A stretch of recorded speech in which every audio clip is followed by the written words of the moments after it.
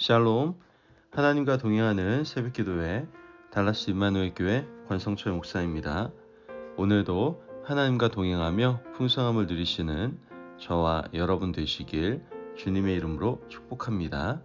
오늘 말씀은 에스겔서 16장 1절에서 8절까지의 말씀입니다. 또 여호와의 말씀이 내게 임하여 이르시되 인자야 예루살렘으로 그 가증한 일을 알게 하여 이르기를 주 여호와께서 예루살렘에 관하여 이같이 말씀하시되 내 근본과 난 땅은 가나안이요 내 아버지는 아모리 사람이요 내 어머니는 헷 사람이라.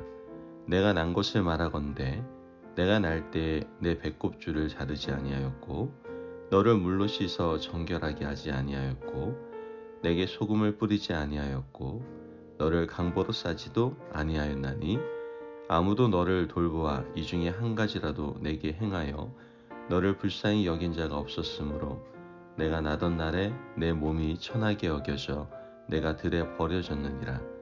내가 내 곁으로 지나갈 때에 내가 피투성이가 되어 발짓하는 것을 보고 내게 이르기를 너는 피투성이라도 살아있으라.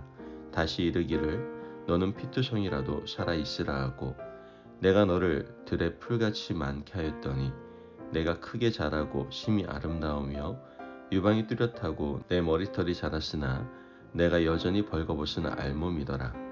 내가 내 곁으로 지나며 보니 내 때가 사랑을 할 만한 때라. 내 옷으로 너를 덮어 벌거벗은 것을 가리고 내게 맹세하고 언약하여 너를 내게 속하게 하였느니라. 나 주 여호와의 말이니라.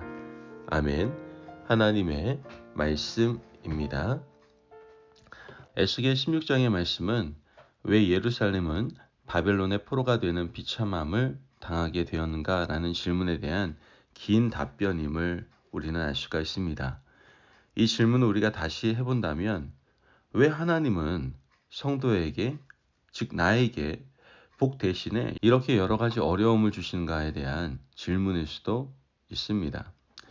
하나님은 이스라엘의 역사를 한 여인의 인생으로 비유하셨죠.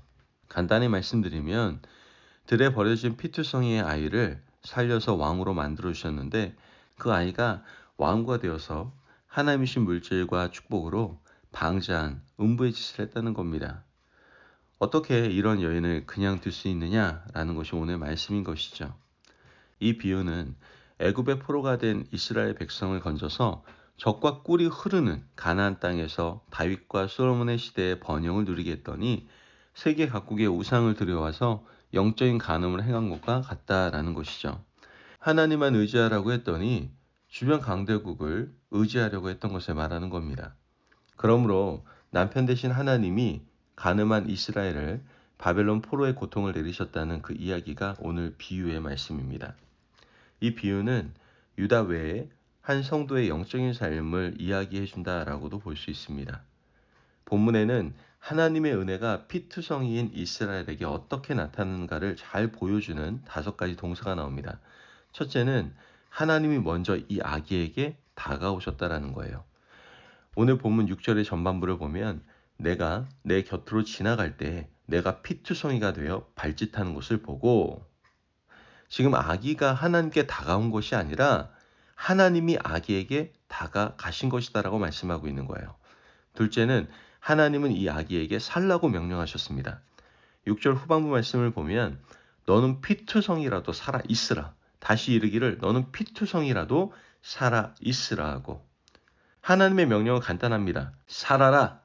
전능하신 하나님의 명령이 떨어지면 이 피투성이가 살아나게 되는 겁니다. 셋째는 하나님이 이 아기를 씻기셨죠. 9절 말씀을 보면 내가 물로 내 피를 씻어 없애고 내게 기름을 바르고, 지금 씻어서 깨끗하게 하고 기름까지 발라주셨다라는 거고요. 넷째는 이 아기가 성장하자 최상의 옷을 입히시고 왕으로 삼아주셨습니다. 본문 10절과 13절 말씀을 보면 왕이신 하나님이 버려진 아기를 잘 길러서 옷 입히고 왕으로 삼으셨다라고 말을 합니다. 마지막 5번째로는 하나님은 이 아기와 언약을 맺으셨다는 것이죠. 오늘 본문 8절 말씀을 보면 내게 맹세하고 언약하여 너를 내게 속하게 하였느니라. 아멘. 이 말씀은 내 손에서 누구도 빼앗아갈 자가 없다라는 말씀인 거예요. 내 호적에서 지울 수 있는 자가 없다라는 말인 것이죠. 우리는 들에 버려진 피투성이 같았는데 하나님이 우리를 먼저 찾아오셔서 살라고 명령해 주셨습니다. 그리고 우리를 씻기시고 기름 바르시고 최상의 의의 옷을 입혀주셨어요. 그리고 언약을 맺어 주셨습니다. 그래서 우리는 왕후가 된 겁니다. 이렇게 하나님의 은혜를 받은 자가 어떻게 배역을 했습니까? 15절부터 계속되는 말씀을 보면 화려함과 명성을 가지고 지나가는 모든 사람과 더불어 음란 행위를 하고요. 남편 대신 다른 남자들과 내통하며 간음했다라고 얘기합니다. 그래서 사마리아와 소돔이 아무리 죄가 크다 하더라도 예루살렘이 더 크다라고 말씀을 하시죠. 27절 말씀을 보면 블레셋이 흉볼 정도로 배역했다라고까지 얘기합니다. 우리도 다곤신을 섬기는 우상국가지만 우리는 너희들처럼 막 가는 음녀는 아니다라고 흉을 본 것이죠. 하나님의 백성이 세상 족속의 조롱거리가 되어버린 것입니다. 왕이신 하나님이 아내로 삼은 왕후가 방자한 음부가 되어버린 거예요. 이런 여인을 어느 남편이 그냥 내버려 두겠습니까? 에스겔서 16장 38절 말씀을 보면 내가 또 간음하고 사람의 피를 흘리는 여인을 심판한 같이 너를 심판하여 진노의 피와 질투의 피를 내게 돌리고. 여러분, 은혜를 받은 하나님의 백성에게 포로됨의 고통이 찾아온 이유는 하나님이 나에게 베풀어 주신 은혜를 망각했기 때문에 그렇습니다. 그러므로 우리는 절대로 은혜를 잊지 말아야 된다는 것이죠. 에스겔서 16장 22절 말씀을 보면 내가 어렸을 때 벌거벗은 몸이었으며 피투성이가 되어서 발짓하던 것을 기억하지 아니하고 내가 모든 가증한 일과 음란을 행하였느니라. 여러분, 은혜는 물에 새기고 원수는 돌에 새긴다는 말처럼 물에 새겨가지고 다 떠나버린 거예요. 다 잊어버린 겁니다. 에스겔서 16장 43절 말씀 보면 내가 어렸을 때를 기억하지 아니하고 이 모든 일로 나를 분노하게 하였은즉. 여러분, 우리는 하나님의 은혜를 기억해야만 합니다. 개인적으로도 죄인된 나를 건져주셔서 하나님의 자녀 삼으신 그 은혜를 기억해야만 하고요. 가정적으로도 어려운 시절을 극복하고 잘 살게 해주신 그 은혜를 기억해야만 하는 것이죠. 본문의 은혜는 59절로 끝나면 비극일 수 있지만 60절 이유가 있다는 것을 분명히 말씀하고 있습니다. 하나님의 은혜는 이스라엘을 심판하는 것으로 끝나지 않아요. 이스라엘을 다시 회복시키시죠. 에스겔 16장 60절에 은혜를 선포하고 있는 것을 보게 되는데요. 60절의 말씀을 보면 그러나 내가 너희 어렸을 때 너와 세운 언약을 기억하고 너와 영원한 언약을 세우리라. 영원한 언약이 무엇입니까? 하나님이 창세전에 택하신 자를 성자 예수님이 피 흘려 죄를 갚아주시고 성령님이 거듭나게 하사 성령의 기름을 부어 내주하시고 영원토록 구원하시고 절대 잃지 아니하시는 하나님의 택하신 백성과 맺은 언약을 말씀하고 있는 것이죠. 그리스도의 피는 영원한 언약의 피입니다. 믿으십니까? 아멘. 우리는 주님 되신 그분 앞에 과연 얼마나 성실한 아내로 서 있습니까? 나에게 찾아오셔서 생명 주신 주님, 생명 안에서 자라게 하시고 사랑 대상으로 삼아 주셨는데 나는 과연 어떤 존재로 살아가고 있습니까? 여러분, 절대로 은혜 잊지 맙시다.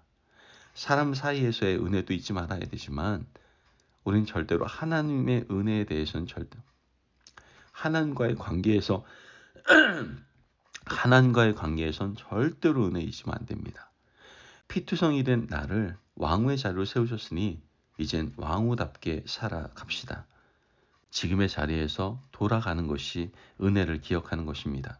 그러므로 받은 은혜를 기억하고 다시 앞으로 나아가며 다시 하나님의 사랑의 넓은 품으로 들어가 살아가는 저와 여러분이 되시길 주님의 이름으로 축복합니다. 아멘. 기도하겠습니다. 사랑이 많으신 하나님 감사합니다. 오늘 우리에게 귀한 말씀의 은혜를 허락하여 주시니 감사합니다.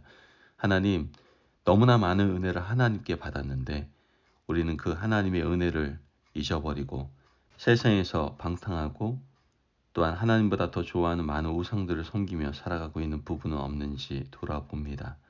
하나님, 우리가 하나님의 은혜를 늘 기억하게 하여 주옵소서. 받은 은혜를 늘 기억하고 다시 하나님의 자리로 돌아와 하나님의 넓은 품 안에서 참된 기쁨과 행복과 또한 평안을 누리며 살아가는 저희들 되게 하여 주옵소서.